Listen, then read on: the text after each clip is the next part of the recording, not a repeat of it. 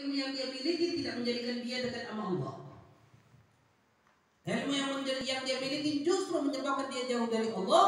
Dia menjadi sesat dan menyesatkan orang lain. Bahkan inilah yang ditakuti oleh Rasulullah SAW.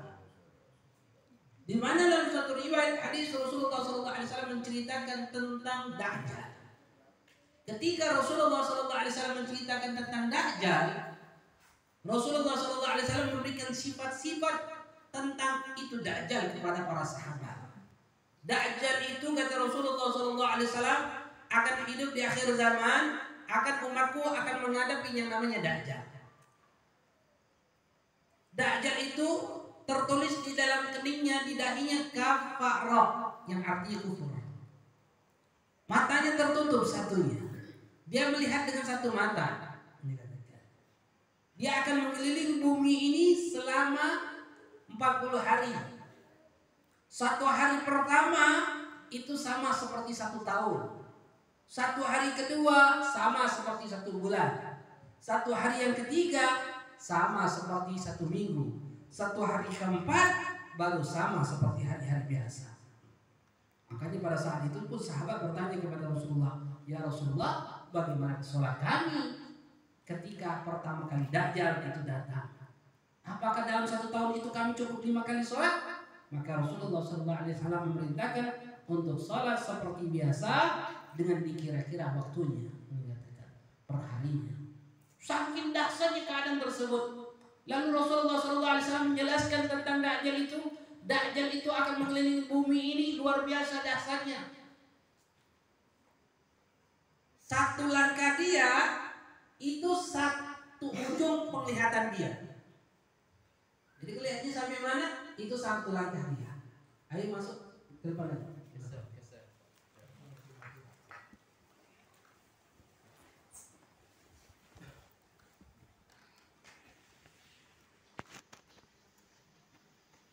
Kemudian Rasulullah SAW mengatakan, saking fitnah Dajjal yang luar biasa adalah Dajjal bisa menghidupkan orang-orang yang telah dimatikan oleh Allah. Dan Dajjal ketika orang itu dihidupkan oleh Dajjal, maka Dajjal akan memperlihatkan surga dan nerakanya. Maka orang yang dihidupkan tersebut, jika dia memilih untuk masuk surganya Dajjal, maka dia akan digiring ke dalam neraka Allah Subhanahu wa taala. Begitu juga sebaliknya, jika dia memilih nerakanya Dajjal, Allah akan masukkan ke dalam surganya Allah Subhanahu wa taala. Ikhwan rahimakumullah. Pada saat itu semua sahabat merasakan ketakutan. Makanya Rasulullah SAW menganjurkan untuk para sahabat supaya selamat daripada fitnah Dajjal. Apa termasuk daripada fitnah Dajjal tersebut? Dikatakan dalam suatu riwayat, Rasulullah SAW menganjurkan untuk membaca doa di dalam tasyahudul akhir, meminta perlindungan kepada Allah di dalam 4 perlindungan. Yang pertama, Allahumma inni a'udzubika min adzabil qabri wa min adzabil jahannam wa min fitnatil mahya wa mamati wa min fitnatil masyihid dajjal. Meminta 4 perlindungan dari 4 perkara. Allahumma inni a'udzubika min adzabil qabri, ya Allah, aku berlindung kepada Engkau dari azab kubur. Wa min adzabil jahannam, dari azab daripada api neraka jahannam. Wa min fitnatil mahya wa mamat, dan fitnah daripada kehidupan dan kematian. Wa fitnah masyihid dajjal, dan fitnah si penganut dajjal. Jadi disunahkan sebelum kita mengucapkan salam di dalam sholat, ucapkan doa tersebut. Jadi setelah tasyahudul akhir, inna hamidun majid, Allahumma inni a'udzubika min adzabil qabri wa min adzabil jahannam wa min fitnatil mahya wa mamat wa min fitnatil masyihid dajjal. Ya Allah, aku berlindung dari azab kubur dan azab api neraka, dan aku berlindung daripada fitnah kehidupan dan fitnah kematian, dan aku berlindung daripada fitnah si penganut dajjal.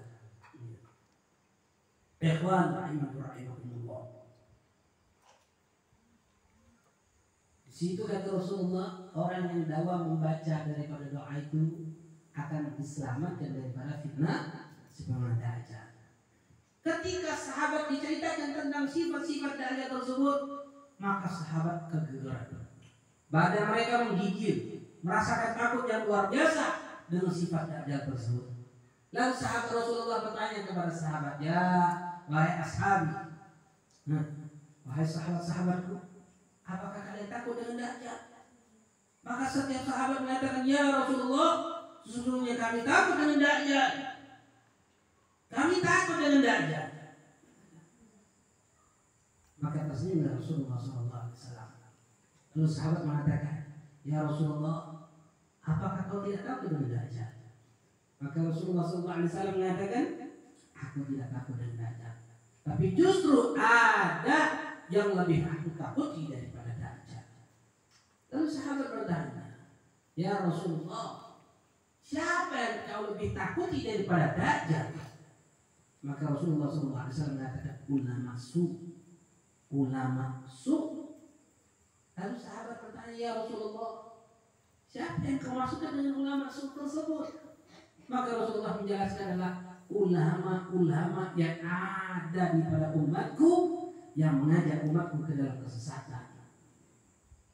Lalu sahabat bertanya, ya Rasulullah, ulama tersebut adalah umatmu, sedangkan Dajjal adalah musuhmu. Kenapa kau lebih takut kepada ulama syuk dibandingkan Dajjal? Maka Rasulullah SAW mengatakan, karena ketika mereka para ulama-ulama tersebut dihadapkan kepada umatku, maka umatku tidak akan mengerti. Mereka digiring ke dalam kesesatan. Karena mereka akan berbicara seperti bicaraku, akan menyampaikan apa yang seperti aku sampaikan, tapi mereka mengajak umatku ke jalan yang disesatkan oleh Allah Subhanahu wa taala. Berbeda dengan Dajjal. Setiap Dajjal yang ketika umatku dihadapkan kepada Dajjal, setiap umatku akan mengerti siapa Dajjal. Ikhwan rahimakumullah. Apa yang disampaikan oleh Rasulullah SAW di zaman yang penuh fitnah ini luar biasa banyaknya. Berapa banyak umat ini digiring ke dalam kesesatan. Tanpa mereka sadari, tanpa mereka pahami, ternyata mereka digiring ke dalam kesesatan. Kenapa? Karena mereka seperti Muhammad. Umat tidak paham, umat tidak mengerti. Makanya, ikhwan rahimakumullah, kita pahami agama, kita pahami syariat, supaya kita tidak tersesatkan dalam agama. Penting ikhwan untuk mendapatkan ilmu yang berkah, ilmu yang menjadikan diri kita dekat kepada Allah Subhanahu wa taala. Syaitan. Nama aslinya siapa? Nama syaitan. Nama aslinya dulu dikenal dengan Abid, makhluk Allah yang pandai beribadah kepada Allah Subhanahu wa taala. Syaitan itu tidak pernah bermaksiat kepada Allah. Setiap sejengkal dia sujud kepada Allah. Setiap sejengkal dia sujud kepada Allah. Tidak pernah sekalipun hidupnya untuk bermaksiat kepada Allah. Dan tinggalnya di mana? Di dalam surganya Allah Subhanahu wa taala. Tinggalnya dalam surganya Allah Subhanahu wa taala. Syaitan dikenal dengan Abid. Tapi ketika Allah Subhanahu wa taala ciptakan Nabi Allah Adam alaihissalam, ketika Allah ciptakan Nabi Allah Adam alaihissalam, maka pada saat itu Allah perintahkan seluruh makhluk Allah, malaikat dan syaitan untuk sujud menghormati Nabi Allah Adam alaihissalam. Pada saat itu semua para malaikat sujud kepada Nabi Allah Adam alaihissalam kecuali syaitan. Kenapa syaitan tidak mau sujud kepada Nabi Allah Adam? Karena sombong. Dikatakan oleh ulama, kenapa syaitan sombong? Karena syaitan alim. Karena syaitan tahu, berilmu, tahu akan ciptaan dirinya, dia terbuat dari api dan manusia terbuat dari tanah. Dia merasa dirinya lebih mulia daripada dia lebih mulia daripada Nabi Allah Adam alaihissalam. Kalau seandainya setan itu bodoh, kalau seandainya setan itu tidak ditampakkan oleh Allah akan penciptaan dirinya, tidak mengerti, tidak mengetahui akan ciptaannya, mau sombong nggak setan itu? Nah, jadi ilmu ini Pak, Bu, ikhwan hadirin rahimakumullah, jika tidak diberikan keberkahan di dalam ilmu itu akan menjadikan seorang itu sombong. Na'udzubillah. Makanya penting bagi diri kita mencari ilmu yang berkah, ilmu yang menjadikan diri kita kepada Allah Subhanahu wa taala. Makanya mereka para sahabat, mereka para salihin selalu memulai kitab-kitab mereka dengan kalimat Bismillahirrahmanirrahim. Kemudian ikhwan rahimakumullah, kalimat Bismillahirrahmanirrahim kalau artian dalam bahasa Indonesia artinya adalah menyebut nama Allah yang Maha Pengasih lagi Maha Penyayang. Itu artian dalam bahasa Indonesia. Tapi dalam artian tafsiran maka luas makna kalimat Bismillahirrahmanirrahim. Kalimat Bismillahirrahmanirrahim terdiri dari 5 kata: Ba, Ismun, Allah, Ar-Rahman, Ar-Rahim. Ba diambil kalimat mushaf al-ma'tabar disertai sesuatu yang berkah, kalimat ba. Ismun diambil dari kalimat sumu wa huwa ulu yang artinya tinggi, maha luhur. Allah alamun ala dzatil wajibil wujud al-mustahil jami'ul kamulat. Allah ada nama suatu zat yang wajib adanya, yang memiliki seluruh kesempurnaan. Ar-Rahman Maha Pengasih, Ar-Rahim Maha Penyayang. Apa beda kasih dan sayang dalam artian bahasa Indonesia? Apa arti perbedaannya? Kasih dan sayang. Kalau kasih suka mengasihi, apa perbedaan? Nah, persamaan kata. Dalam artian bahasa Indonesia, kasih dan sayang itu persamaan kata. Nah, persamaan kata ternyata. Tapi beda dengan tafsiran Quran.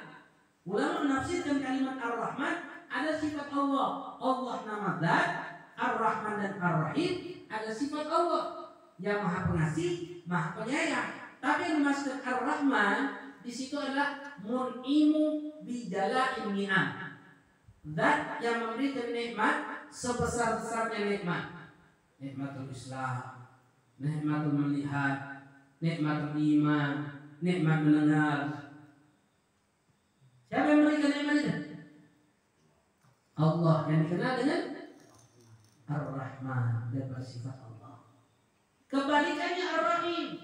Kalau Ar-Rahim huwa mun'im bijala'innya bidafaiha. Kalau Rahim adalah zat yang memberikan nikmat sekecil-kecilnya nikmat. Contoh nikmat yang kecil, ada orang yang diberikan oleh Allah Subhanahu wa taala jarak yang luar biasa bisa melihatnya. Jarak yang luar biasa jauhnya bisa dilihat. Ada orang yang bisa mendengar dengan jarak yang jauh. Ada orang yang seperti itu diberikan oleh Allah kelebihan. Itu nikmat bukan? Nikmat. Siapa yang memberikan nikmat? Allah. Dikenal Ar-Rahim. Itu bagi Allah nikmat yang kecil. Bagi kita itu nikmat yang besar. Bagi kita itu nikmat yang besar. Masya Allah, ada orang bisa melihat jaraknya 1 kilo. Masya Allah, ada orang yang bisa mendengar jaraknya 1 kilo. Luar biasa itu orang. Nikmat yang luar biasa yang Allah berikan. Nah, itu nikmat yang kecil yang Allah berikan kepada makhluk. Yang dikenal dengan Ar-Rahim. Makanya Ar-Rahman ablal min Ar-Rahim. Ar-Rahman maknanya lebih luas dibandingkan makna daripada Ar-Rahim. Jadi makna kalimat Bismillahirrahmanirrahim di dalam kitab-kitab para ulama, mereka memulai dengan kalimat tersebut dengan kalimat Bismillahirrahmanirrahim. Artinya maknanya apa? U'alifu kitabi hadza mutabarrika bismillah ar-Rahman ar-Rahim. Aku mengarang kitabku ini hanya mengharapkan keberkahan dengan keagungan Allah Ar-Rahman Ar-Rahim. Sehingga ketika mereka menulis kalimat Bismillahirrahmanirrahim, mereka mendapatkan kehidupan tinggi di sisi Allah Subhanahu wa taala. Kesempurnaan keberkahan. Pak ikhwan yang Allah. Kalau kita lihat kitab-kitab yang ada di dunia ini banyak. Pengarang-pengarang kitab itu luar biasa banyaknya.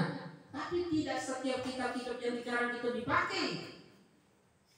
Tidak setiap kitab-kitab yang ditulis itu bertahan ribuan tahun, ratusan tahun. Nah, hanya kitab-kitab yang berkah saja, yang berkah sampai saat ini. Ratusan tahun. Di antara kitab Sulamut Taufik, kitab yang dikarang oleh Imam Abdullah bin Musid bin Tahir yang menjelaskan tentang ilmu tauhid, fikih dan tasawuf yang saat ini kita pelajari, itu sudah hampir umurnya 200 tahun lebih. Tapi buktinya sampai sekarang. Di mana beliau tinggalnya?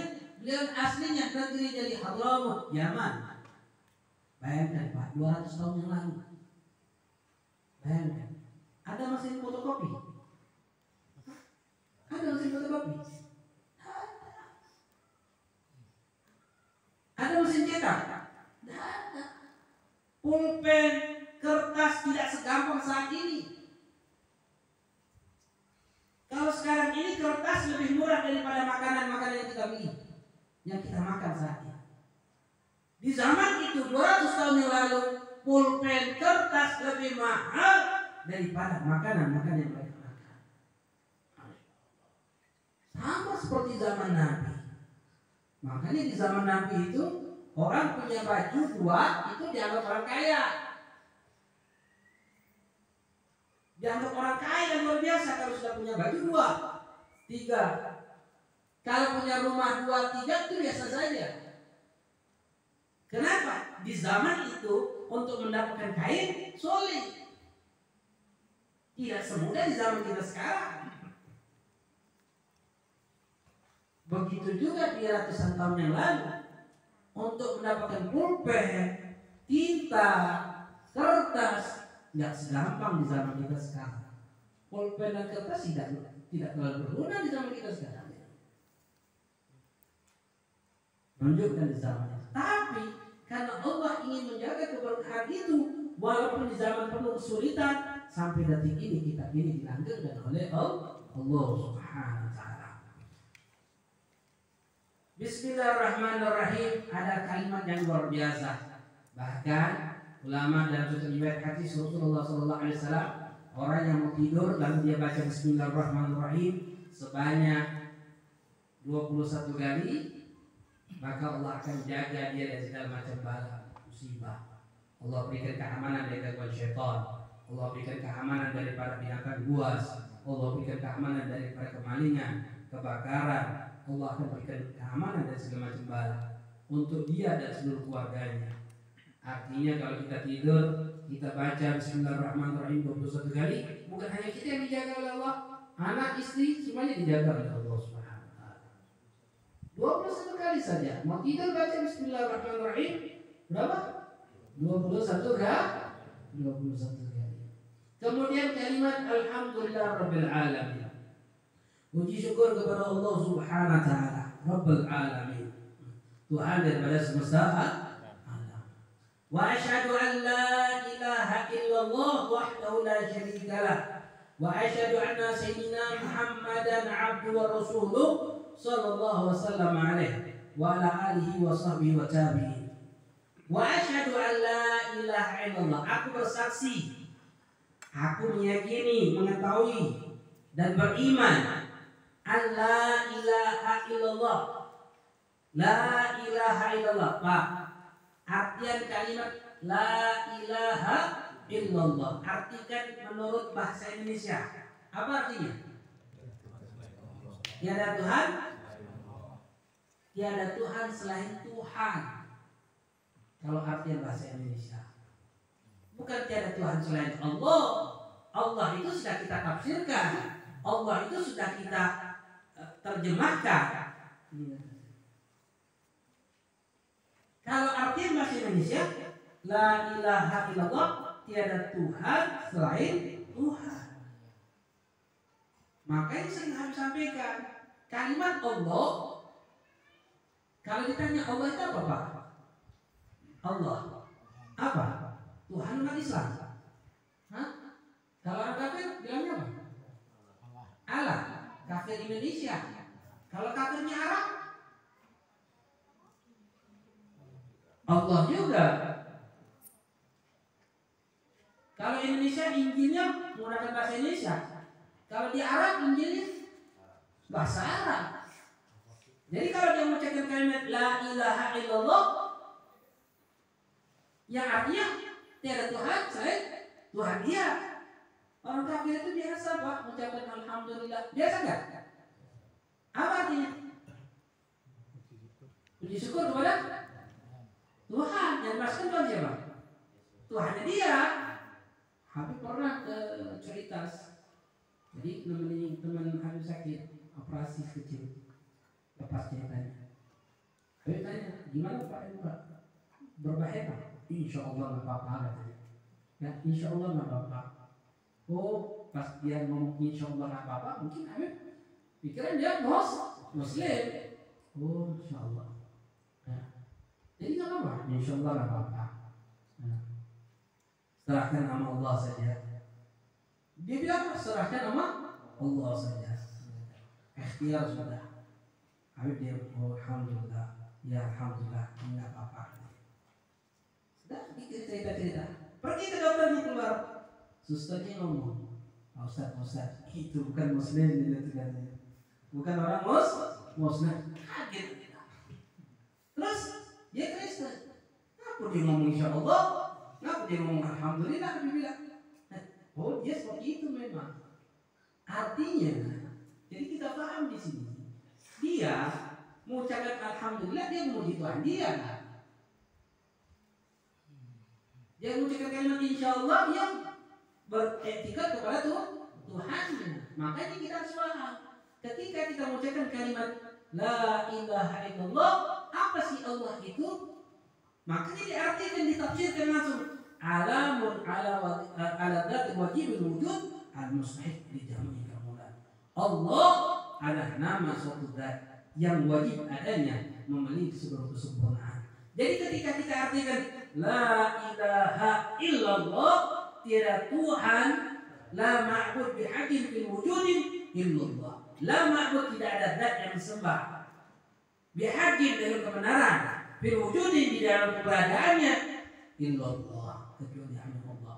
Kenapa? Karena Tuhan ini banyak. Patung dianggap Tuhan. Bulan bintang dianggap Tuhan. Matahari dianggap Tuhan. Pohon dianggap Tuhan. Nabi Allah Isa dianggap Tuhan. Maka di sini kata la ma'bud bihaqqin, tidak ada zat yang disembah di dalam kebenarannya, fil wujudin, di dalam keberadaannya, illallah, kecuali Allah. Langsung kita tafsirkan di sini. Allah ini apa? Nama satu zat yang wajib adanya, yang memiliki seluruh kesempurnaan. Makanya kita artikan apa arti la ilaha illallah? Tiada Tuhan selain Allah. Kenapa? Karena sudah menafsirkan di sini. Makanya ketika kita mengucapkan la ilaha illallah, tafsirkan. Tiada Tuhan selain. Tiada Tuhan yang bagaimana? Yang menciptakan seluruh alam dunia ini. Illallah. Tiada Tuhan yang menciptakan diri kita. Illallah. Tiada Tuhan yang menciptakan cahaya. Illallah. Langsung kita tafsirkan. Makanya kalimat la ilaha illallah adalah kalimat yang agung. Bahkan jika seorang mengucapkan kalimat la ilaha illallah dengan keikhlasan, keyakinan, arusnya Allah digegar. Makanya dikatakan afdhalul dzikri fa'lam annahu la ilaha illallah. Asyhadu an la ilaha illallah wahdah, esa, tidak ada sekutu baginya, la syarika lahu, tidak ada sekutu baginya. Wa asyhadu anna sayyidina Muhammadan abduhu wa rasuluh. Wa asyhadu, dan aku meyakini, aku bersaksi. Kalimat bersaksi ini bukan kalimat melihat, tapi arti makna saksi di sini meyakini, membenarkan, mempercayai Seakan-akan kita mengucapkan apa? Raditu, aku ridho. Anna Sayyidina Muhammadan, bahwasanya Sayyidina Muhammad, Sayyidina, kalimat Sayyidina sering menjadikan permasalahan sebagian orang. Ada orang sebagian tidak senang manggil nama Nabi dengan kalimat Sayyidina. Ada nggak? Ada. Ada orang-orang tidak senang dia mengucapkan kalimat Sayyidina untuk Nabi. Masya Allah. Apa arti Sayyid? Ayo kita katakan apa makna arti Sayyid? Sayyid man sada fi qaumihi, orang yang memimpin kaumnya. Itu arti Sayyid. Man kathura sawadu, orang yang banyak pasukannya. Itu arti Sayyid. Alladzi yadza'un nas inda syada'id, orang yang takut ketika dia marah. Itu arti Sayyid. Al-halim alladzi la yastatil ghadab, orang yang bijaksana yang tidak gampang marah. Itu kalimat Sayyid. Ayo Pak, sifat-sifat ini ada tidak pada Nabi? Ada tidak? Semuanya ada pada Nabi. Orang yang memimpin kaumnya, banyak pasukannya, beliau marah, takut semua. Orang yang paling bijaksana yang tidak gampang marah. Itu kalimat Sayyidina. Kalau dia disandarkan kepada Nabi Muhammad, selayaknya ana Sayyidina Muhammad. Allahumma shalli alaihi, untuk disandarkan kepada Rasulullah sallallahu alaihi wasallam. Ulama berbeda pendapat jika dibacakan di dalam sholat. Tapi tidak ada perbedaan pendapat ulama. Hanya orang-orang bodoh yang gak mau mengucapkan kalimat Sayyidina di luar sholat. Selayaknya kita ucapkan Sayyidina Muhammad, pujian kepada Rasulullah. Habib karena ada mengatakan tidak boleh mensayyidkan Rasul. Nabi saja gak pernah mengucapkan kalimat Sayyidina untuk dirinya sendiri. Kata siapa? Rasulullah SAW mengatakan, ana sayyidu waladu Adam